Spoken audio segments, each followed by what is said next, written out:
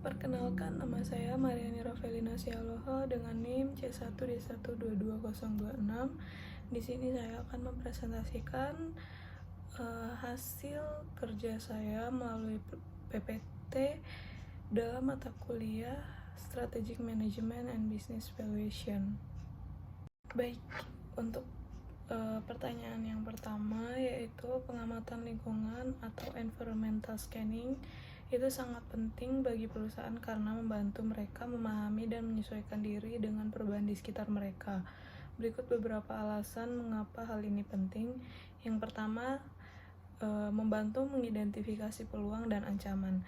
Dengan memantau lingkungan eksternal, perusahaan dapat mengidentifikasi peluang baru untuk pertumbuhan dan perkembangan serta mengantisipasi ancaman yang mungkin muncul.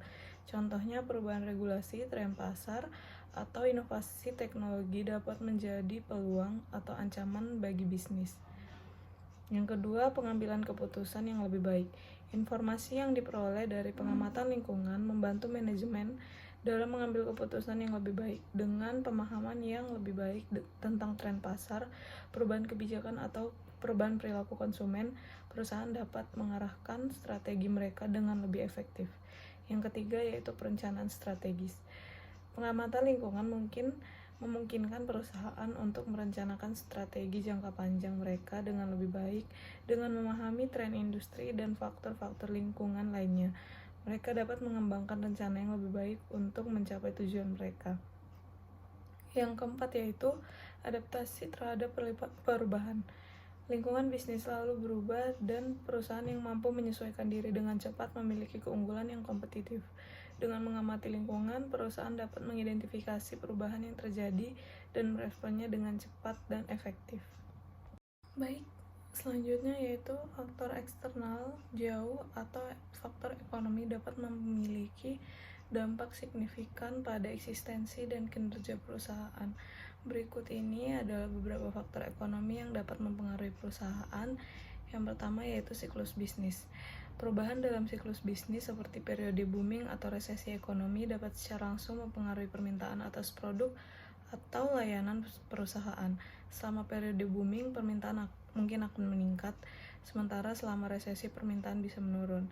Yang kedua, inflasi. Tingkat inflasi yang tinggi dapat menyebabkan kenaikan harga bahan baku, biaya produksi, dan biaya operasional lainnya, yang dapat menekan profitabilitas perusahaan jika mereka tidak dapat menyesuaikan harga jual mereka. Yang ketiga yaitu kondisi pasar tenaga kerja. Tingkat pengangguran, tingkat upah, dan ketersediaan tenaga kerja memiliki dampak langsung pada biaya tenaga kerja perusahaan dan juga dapat mempengaruhi produktivitas. Yang keempat yaitu kondisi pasar keuangan. Kondisi pasar keuangan seperti suku bunga dan ketersediaan kredit dapat mempengaruhi biaya modal perusahaan. Suku bunga yang tinggi dapat meningkatkan biaya pinjaman, sementara akses terbatas terhadap kredit dapat membatasi kemampuan perusahaan untuk berinvestasi dan berkembang. Yang kelima, perubahan regulasi. Perubahan dalam kebijakan pemerintah seperti perubahan peraturan pajak, regulasi lingkungan, atau kebijakan perdagangan dapat memiliki dampak langsung pada biaya operasional dan struktur bisnis perusahaan. Perubahan demografi, yang keenam, perubahan demografi. Perubahan dalam demografi seperti pertumbuhan atau penurunan populasi, perubahan struktur usia, atau perubahan dalam preferensi konsumen dapat mempengaruhi permintaan atas produk atau layanan perusahaan. Yang ketujuh, terakhir, yaitu tren teknologi. Perubahan tren teknologi dapat menciptakan peluang baru bagi perusahaan untuk meningkatkan efisiensi operasional, mengembangkan produk atau layanan baru, atau menciptakan model bisnis yang baru. Namun juga bisa menjadi ancaman jika perusahaan tidak dapat menyesuaikan diri dengan cepat. Untuk pertanyaan yang ketiga yaitu jelaskan faktor-faktor strategik di lingkungan industri yang paling dominan mempengaruhi daya saing perusahaan. Penjelasan beserta contohnya. Yang pertama yaitu persaingan industri. Tingkat persaingan dalam industri merupakan faktor kunci yang mempengaruhi daya saing perusahaan. Jika persaingan tinggi, perusahaan harus berusaha untuk membedakan diri mereka dari persaing, baik melalui inovasi produk, layanan, atau strategi pemasaran. Contohnya, industri teknologi seperti smartphone memiliki tingkat persaingan yang tinggi dengan perusahaan-perusahaan seperti Apple Apple, Samsung, dan Huawei bersaing untuk mendominasi pasar.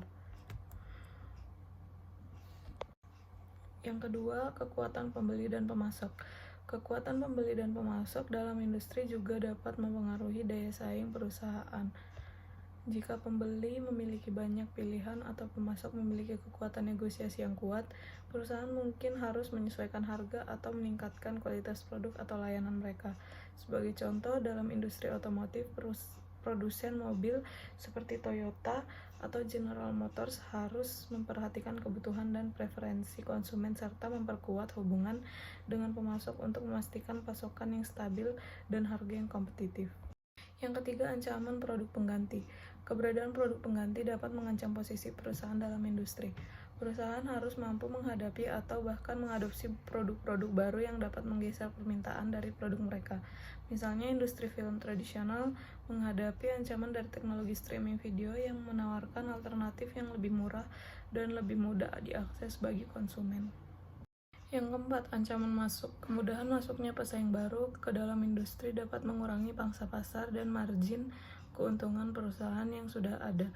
Perusahaan harus mempertahankan keunggulan kompetitif mereka dan terus berinovasi untuk menghambat pesaing baru. Sebagai contoh, industri penerbangan memiliki tingkat hambatan masuk yang tinggi karena biaya modal dan regulasi yang ketat. Yang kelima yaitu regulasi pemerintah. Peraturan dan kebijakan pemerintah dapat memiliki dampak besar terhadap industri tertentu. Perusahaan harus memahami dan mematuhi regulasi tersebut serta mengantisipasi perubahan yang mungkin terjadi di masa depan. Misalnya, regulasi lingkungan yang ketat dapat mempengaruhi operasi perusahaan di industri manufaktur atau energi. Baiklah, saya sudah selesai menjelaskan hasil dari PPT saya. Jika ada salah kata, saya mohon maaf, saya akhiri. Terima kasih.